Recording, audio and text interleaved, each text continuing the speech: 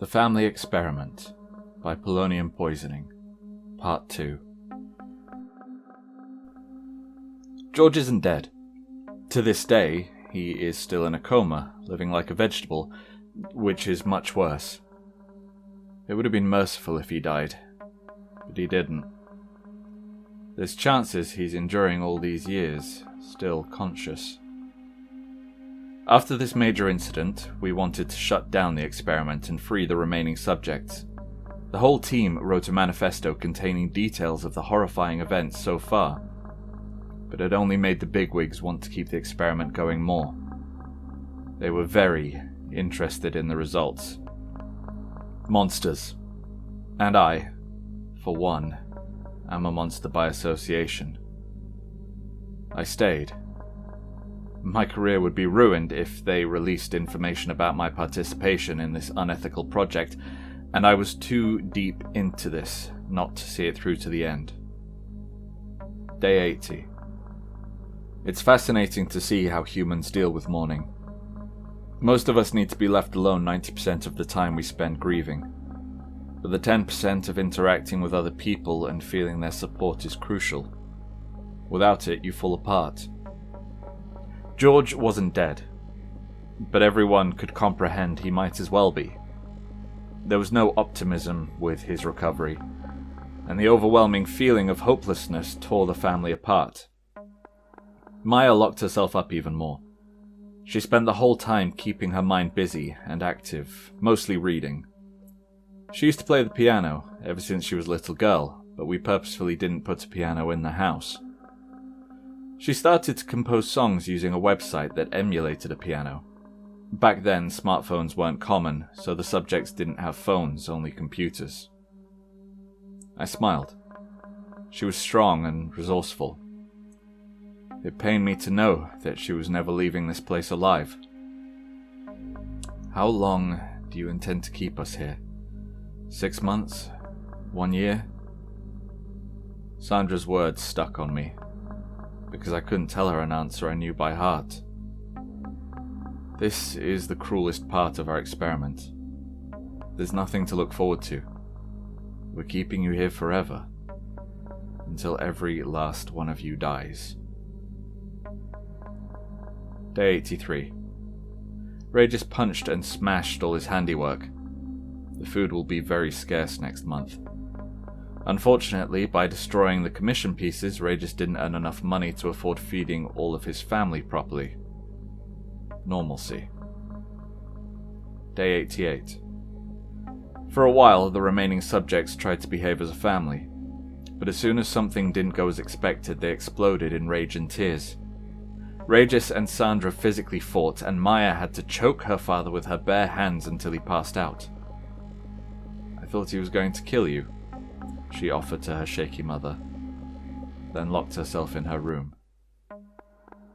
The peace had lasted a mere 2 days. Day 97. Just like George, Sandra has been talking to someone that's not there, and they're fighting. She doesn't eat anymore. Regis and Maya fought over what little food they could get that week. None of them seems concerned with Sandra. "She's too weak for this. She's better gone." Maya repeated this 103 times. Day 104. Sandra lost a lot of weight and isn't sleeping. She just walks in circles around the room, calling for George and arguing with an invisible being. Her broken mind seems to have regressed to her son's childhood. She keeps baby talking with him. She giggles and coos too. It's a little sad. Maya took upon herself cleaning George's room. She had removed the extra gore earlier, but only now really took the time to go through his things. Maybe understand why he took his life in such a brutal way. She found a whole notebook filled with the words, "Don't go in the closet." The writing gets more and more desperate, until you can barely decipher his words. She didn't go in the closet. Day 106. Sandra used the last of her strength to gouge out her eyes with 2 spoons. Maya tried to help her, but she didn't let. The woman begged to be left to die, and neither her husband nor her daughter dared to stop her. They clearly weren't against it. I have to praise Sandra for her creativity. After George's first suicide attempt, we removed all the knives and potentially piercing objects from the house. It made everyday life a nightmare because they weren't allowed to own a single pair of scissors and could only eat using spoons or their hands. Speaking of eating, still not enough food. Maya is rationing hers wisely. Regis is a mess. I'll be joining Karina now. She was George's twin sister. You don't remember her because you were a baby too, but she died on her first days. Your father accidentally let her fall from the bed. These were Sandra's last words for Maya. Day 111. Maya keeps telling herself, "Don't go in the closet," and shivering. She wrote it too, but not as many times as her brother, and nowhere near as desperate. Under the last time, she added, "There's a presence there. Something brown and evil." The camera inside the closet still doesn't work. The cameras pointed to the closet malfunction constantly with no apparent reason. They get normal whenever you put them somewhere else. Day 116. We removed Sandra's body the same way we did to George. Then today, we symbolically put a cross in the garden. I'll briefly explain that the house is completely inside a building, but they have a small winter garden, with tall plexiglass to let sun in. Maya found it eerie to have a graveyard in her own house, but she still keeps busy. She's composed enough to learn things and is teaching herself Japanese. Regis keeps calling for Sandra. During the night, he goes to their old bedroom's door and knocks desperately until he falls asleep on the floor. The thing is, the door is unlocked and open. Day 223. Regis lost touch with reality. Now he knocks on Maya's door and thinks it's Sandra whenever he sees his daughter. She's been locking him out during the whole day as he keeps screaming, and crafting the wood pieces to make money and feed herself. She's been feeding her father with the bare minimum to survive. Dr. Ivanov thinks she doesn't want him to survive, but still can't find the courage to let him die. Having to take care of someone gives her purpose and, while annoying and demanding, it's better than being alone. Day 225. It's Maya's 16th birthday. We sent in a beautiful cake. She bitterly laughed and accused us of having a twisted sense of humor. She gave Regis a small piece, and he went hysterical, refusing to eat.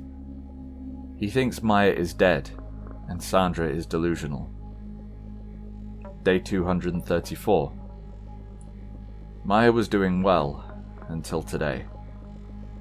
Regis is malnourished, and his sclera is all bloody red, protruded veins. I think he went blind.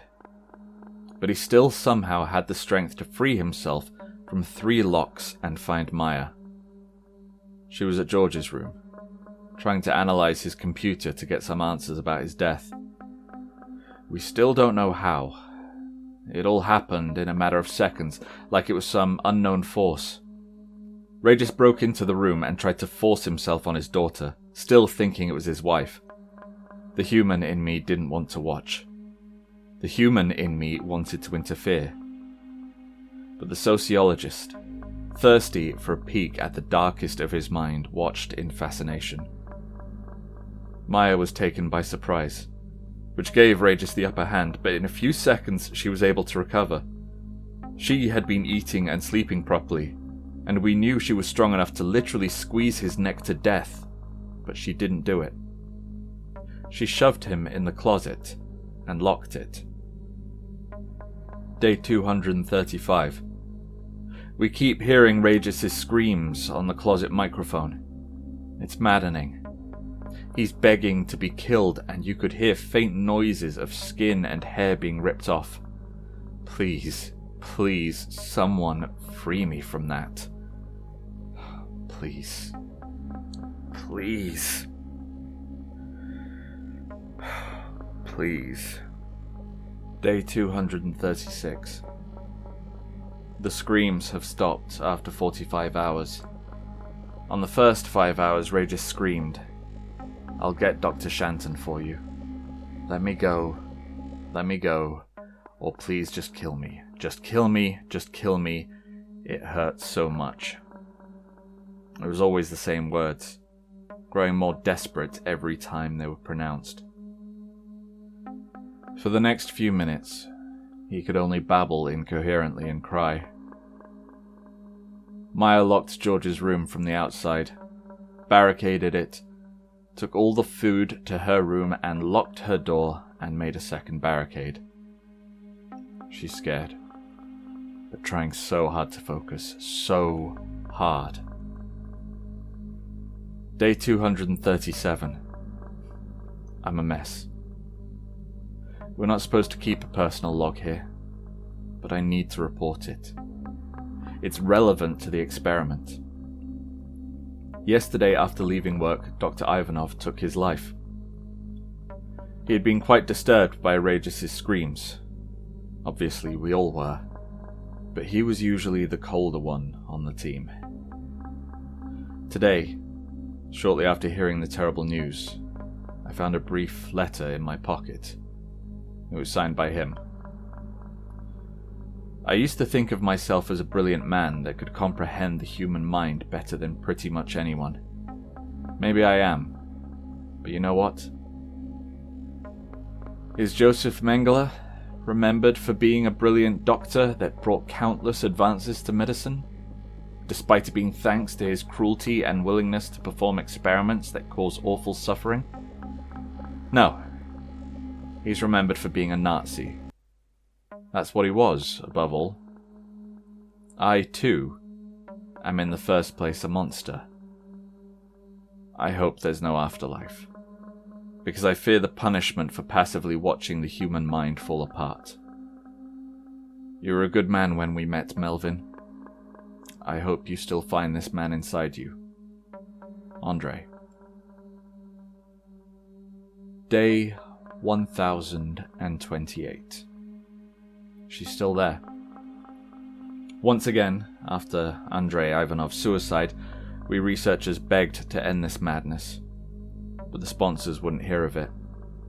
Unless, of course, we were willing to pay for every penny we spent in this project and a substantial fine for breaking our contract. At least Maya never does anything out of the ordinary. She never went to George's room again, and after a respectful amount of days, she moved to the master room. She's been really good with the craft work. Her cooking skills clearly improved.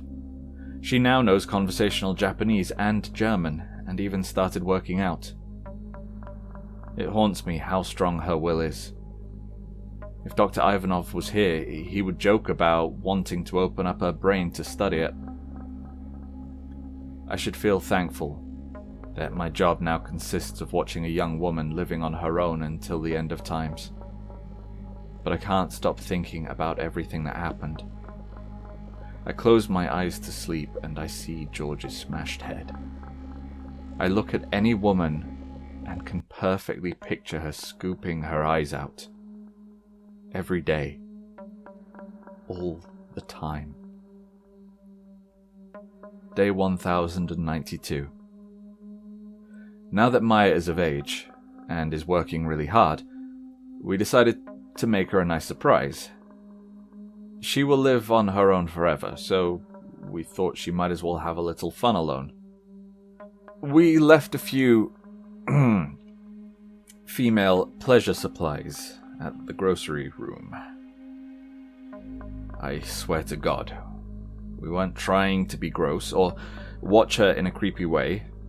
During the experiment, we heard all the 4 members of the family masturbating, and the parents having sex. These experiences were disgusting, and we were more than happy to know they always did it under the sheets. When she went to the grocery room and saw the dildo and things of the sort, she laughed for a whole hour. A literal whole hour. Her face was red. Her hair was messy and she was tearing up. Her legs were shaking so hard that I was genuinely afraid Maya was going to burst. "Guys," she yelled, clearly addressing us. "You know what? I have lived all these awful days without once complaining or freaking out. I took care of my good-for-nothing parents. I fixed my brother's damn amputated hand. It was so gross. So gross." She paused to wholeheartedly laugh a little more. "I learned fucking Japanese and fucking woodwork, and I was good at it. Things I have no interest at all. Just to keep myself sane." She repeated the last phrase 103 times. "This is a clear disassociation episode," the new psychiatrist in my team remarked. "I currently know him for way more time than I knew Ivanov, but I refuse to learn his name. I refuse to acknowledge his existence. He's just an annoying voice to me. I can't handle feeling like shit again when he eventually jumps off a bridge. But you're never letting me out. Never. I'll never date someone, I'll never marry, I'll never go to college, I'll never do anything but be a creepy show for you guys, so you know what? Let's make it creepy. Let's make it creepy as fuck." Day 1093. We broke her. We broke Maya. Someone I grew to admire and even feel affection towards, and we did it by trying to be nice. She's masturbating non-stop. She's trying to break her body too now that her mind is shattered. Today, Maya Smith stood motionless in her bed, still with her dress lifted up and no underwear. The first thing I felt was relief, because the family experiment was finally over. I said the assistants could go home, and the new guy and I decided we would go in and fetch her lifeless body. I turned off all our equipment, smiling for the first time in over 3 years. The new guy leaned over her to check if she was actually dead. She wasn't. You see, Maya Smith developed a bold plan to escape. She started to craft a wooden knife in plain sight. If no one reprimanded her, she knew she could count on at least one of the watchers. This watcher was me. I've been watching her alone, since our new guy sucks and barely does his job, and the assistants are only required when I need to take notes or keep track of multiple screens at the same time. Maya was counting on the fact that her researchers had to be bored as her by now, and that we were probably being pressed into keeping the study going. As soon as he leaned over her body, Maya quickly stabbed the new guy in the belly as he approached her body. He coughed a lot of blood. I ran in his direction to help him, and whoops, let the subject get away. The cameras were off, and no one else from the project was in the building. The security guards didn't know her. She was free. She was free and sane, after putting on a very convincing show. This was the first time I was able to properly breathe since the family experiment started. There are many reasons why I'm writing this suicide letter. First of all, I wanted to let someone know about this vicious experiment. In second place, I know they will get me for letting her get away. They can't prove I did it on purpose, but they'll know. They'll always know. I decided to help Maya after I made up my mind about the suicide. My sons are both adults and forgetful of their old father these days. My wife died a few years prior to the project. I'm fine, knowing I'll barely be missed. She, on the other hand, is so young and determined to keep living. How could I deny her that? And just let my own death go to waste? The third reason is, as you know, I'm Dr. Shanton. The one the brown, evil presence in the closet has been claiming. I love you, son. Please, don't blame yourself for not giving this old man more attention. I know you thought I was doing better than ever, and nothing you could do would avoid my death. I wrote a whole different letter for your brother David, because I think he's better off not knowing. For your own safety, please keep everything a secret. I'm sorry to burden you with the truth about the last years of my life. I just have one last favor to ask you. If a woman named Maya Smith ever looks for you, please help her with whatever she needs. You'll be helping your old father. Love, Melvin Shanton, aka Dad. November 20th, 2013.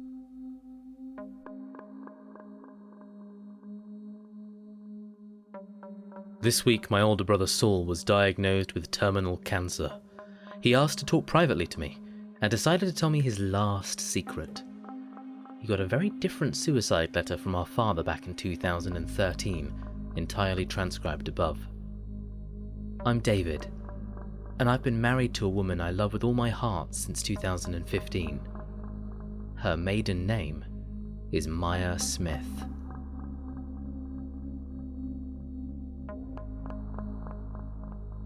Hello everyone, the Archivist here. I hope you liked that story. There is actually a third part coming to it, but it's taken a little bit more work, so you might have to wait an extra few days on that one. I'd like to say a big thanks to Jonas Garway for providing his vocal talent in that last little section. If you want to support Jonas, I'll be posting links to some of his social medias in the description, and you can also go and check him out on Twitch by searching for JTTG. That's just the letters JTTG. Go and show him some love, and sleep well.